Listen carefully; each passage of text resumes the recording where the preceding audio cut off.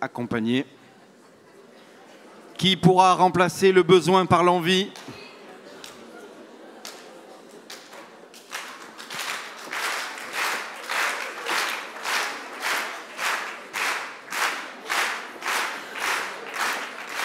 Qui pourra remplacer le goût de la vie? C'est pas ça les paroles, hein? Mince. Et comment retrouver le goût de la vie? C'est bon, c'est bon. Qui pourra remplacer le besoin par l'envie? C'est bon. Ok. On n'est pas au karaoké là. Oh, excuse-moi. Okay. C'est bien que quand j'ai un micro devant moi, c'est plus fort que moi, il faut que je chante. Bon. Ok. Bon, bonjour à tous, moi c'est Lan, je suis la coordinatrice d'animation. Et moi je suis Sabrina, la neuropsychologue. Beaucoup plus sérieuse. Bon, bonsoir. On vient vous parler donc ce soir du projet, enfin plutôt cet après-midi, du projet Passage, qui est un projet qui a été construit et pensé par les résidents. Comme ils n'ont pas fait que le penser, ils vont aussi vous le présenter en vidéo juste après. Mais juste avant de leur donner la parole, je voulais vous donner un tout petit peu le contexte en fait, dans lequel ce projet a été construit. En fait, on s'est assez vite rendu compte que les résidents avaient une forte demande pour sortir à l'extérieur de l'EHPAD, ce qu'on encourageait fortement, mais que finalement, peu d'entre eux le faisaient réellement. On avait peut-être moins de 5 résidents qui allaient se promener seuls dans le village. Donc, pour essayer de comprendre un petit peu ce qui se passait de leur côté et comprendre un peu les freins qu'ils rencontraient, on a organisé avec Marion Hung, la psychomotricienne, un apéro philo sur la terrasse, bien arrosé, pour parler de liberté. Voilà. Je lance la vidéo. Et donc, voilà un petit peu sur quoi on a débouché. Ah mince, pardon. Ça marche pas? Ou pas. Attendez, je reviens.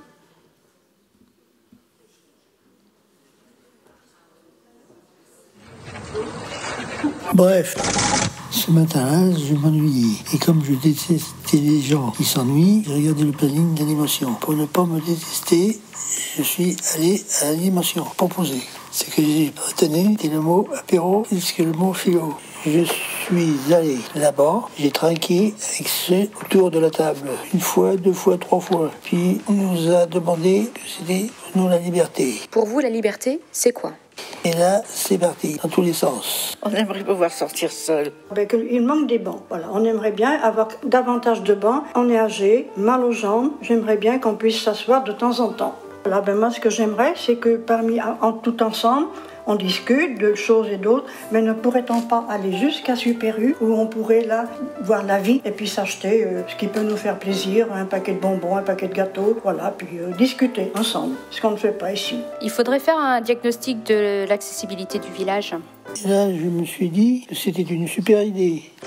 Du coup, je suis allé en secrétaire faire le plan. On a constaté qu'il manquait des bancs, des passages piétons et des moyens pour me repérer dans le village.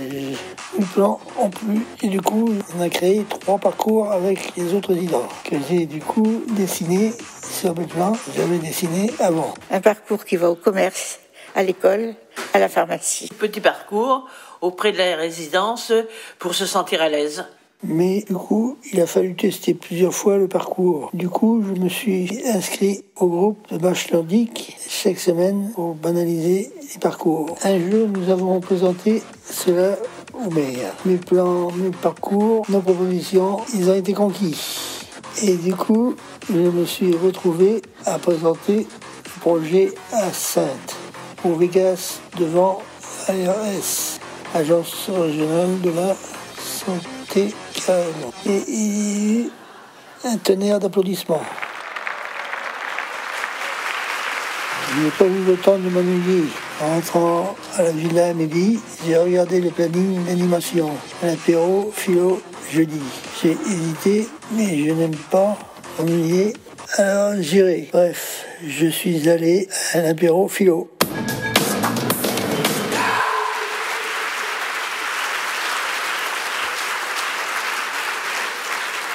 Alors, hormis un coup, 2 coups, 3 coups, cet apéro philo nous a permis de fixer 4 objectifs du projet Passage. Alors, le premier objectif, ça a été de favoriser le maintien de l'autonomie des résidents en leur permettant de rester acteurs dans leur quotidien. Comme le disait une dame voilà, dans la vidéo, ça leur permet d'aller au Super U, faire leurs achats, aller à la pharmacie, acheter leur crème qu'ils ont envie, etc.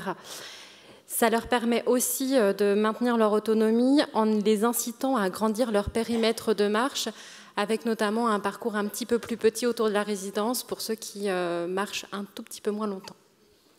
Le deuxième objectif, c'était de renforcer la participation à la vie citoyenne, telle que, par exemple, participer à des associations ou même aller voter. Le troisième objectif, c'était de pouvoir favoriser un sentiment de liberté pour les résidents. Et enfin, le dernier, c'était de favoriser la création de liens avec le cœur du village, en améliorant la proximité des acteurs locaux, tels que les commerces, les écoles, le centre d'animation sociale, etc.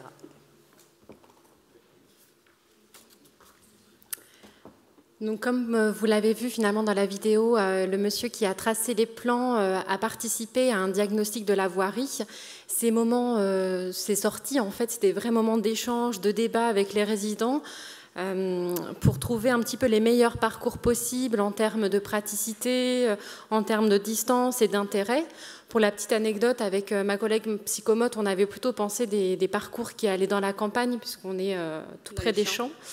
Et ils nous ont bien rigolé au nez. Ils nous ont dit non, mais il n'est pas question qu'on aille dans les champs, on veut plutôt aller voir des gens. Donc, on s'est plié à leur volonté. À partir de là, il a fallu qu'on fasse le choix d'une signalétique.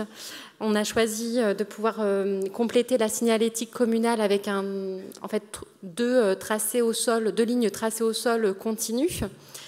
Ça permet en fait aux résidents qui le désirent de se rendre à destination en passant par un parcours qui est plutôt sécurisé, c'est-à-dire pas entre les maisons, pas caché au cas où il tomberait, qui bénéficie de trottoirs abaissés et d'assises régulières.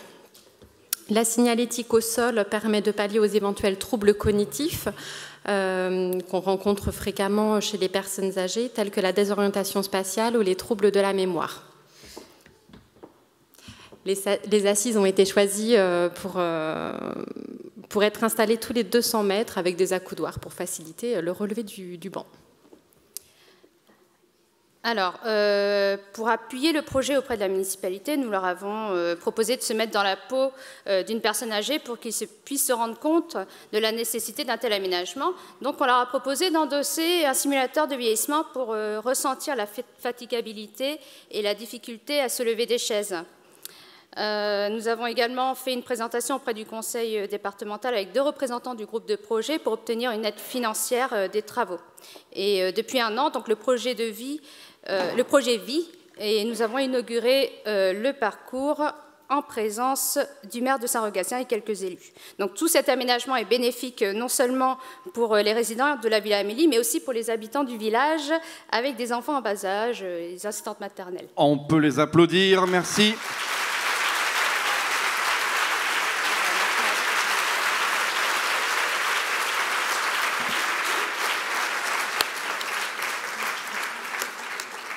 Et c'est parti pour les questions, messieurs, dames.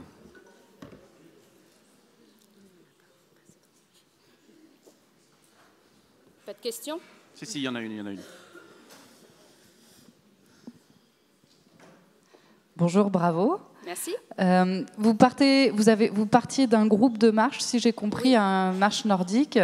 Du coup, c'était savoir par rapport à si c'est eux qui avaient notamment initié le projet de baliser des parcours.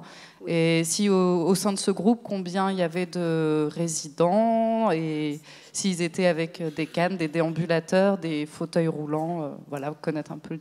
Alors, on va distinguer 2 groupes différents. Il y a le groupe Apérophilo qui était acteur pour monter ce projet de réaménagement urbain. Oui.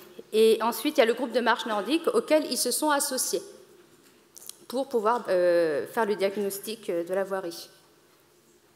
Et En termes de nombre, c'est ça? Oui, voilà, savoir combien vous avez de résidents qui réellement marchent encore de manière autonome et si du coup le groupe est encadré. Alors le groupe est encadré, donc déjà dans un premier temps il est mis en place de manière hebdomadaire et donc il est encadré par moi-même et le psychomotricien ou la psychomotricienne. Et il y a 2 habitants du village qui nous accompagnent tous les jeudis, bénévolement. Parce que c'est ouvert aussi au village.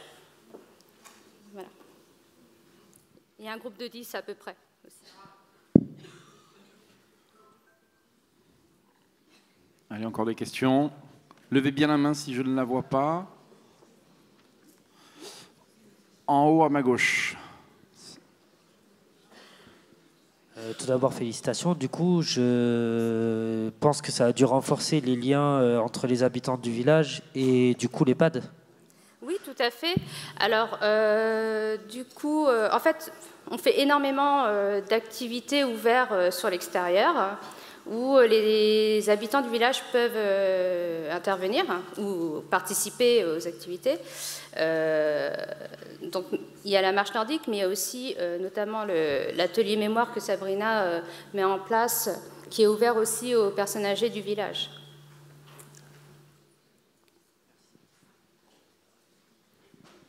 Allez-y, monsieur.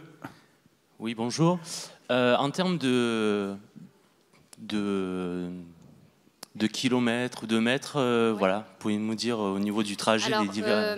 On a commencé par des petits trajets et ensuite, aujourd'hui, on en est à 4 km en moins d'1 heure. Comme quoi, la marche nordique est très bénéfique. Ça permet, en fait... Attendez, je prends mes petites notes. Tac, tac, tac. Voilà. Donc la marche nordique, c'est un sport accessible et convivial qui peut être pratiqué à tout âge. La preuve. Donc les bénéfices sont c'est la prévention de l'ostéoporose et l'amélioration de la circulation sanguine, le renforcement du système immunitaire et la rééducation après des blessures sportives ou autres. Et c'est vrai que quand on a démarré, on avait des personnes qui étaient plutôt voûtées et qui, instinctivement, avec les bâtons, se sont vraiment redressées et qui ont marché beaucoup mieux, en fait. Mieux marché.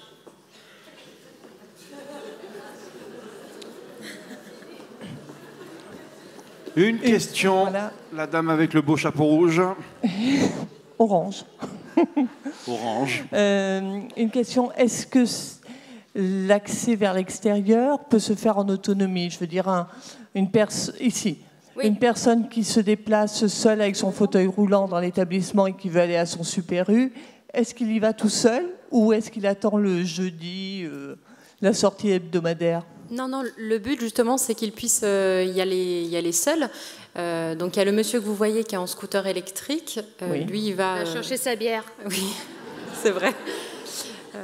Voilà. Mais sinon, les autres résidents aussi peuvent largement sortir seuls et du coup, on leur réindique qu'ils peuvent suivre les parcours selon ce qu'ils ont envie de faire. Et est-ce qu'ils utilisent cette possibilité?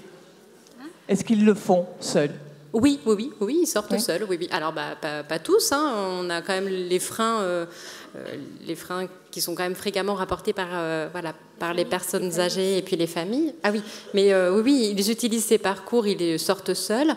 Les parcours sont aussi utilisés pour les familles. Quand il y a des nouveaux arrivants, ça permet un petit peu de découvrir le village, de savoir un petit peu où se balader, voilà, pour faire des petits achats, des choses comme ça, en famille. Et c'est le moment de la question 2. Oui. J'ai beaucoup aimé votre monsieur, qui aime l'apéro beaucoup, la philo un peu. C'était pas le seul.